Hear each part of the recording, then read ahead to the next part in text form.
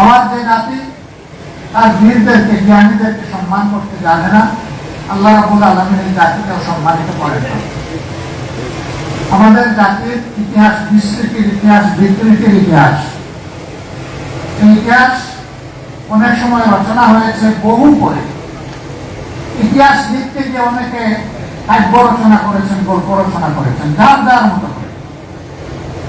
ইতিহাসের জায়গা থেকে ইতিহাসকে সরিয়ে নিয়ে এটার ইতিহাস থাকে না।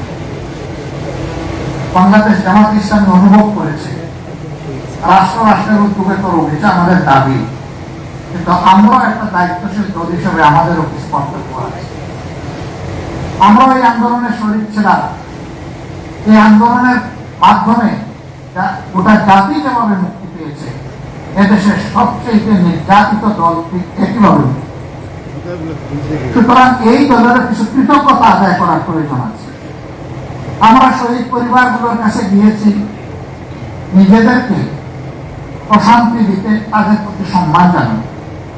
দোয়া করতে যাইনি, দোয়া নিতে দিয়েছি, কারণ তারা বড়ই সৌভাগ্যবান যে তাদের পরিবারের সদস্যকে জাতির জন্য, আল্লাহর জন্য তারা উপহার দিয়েছে।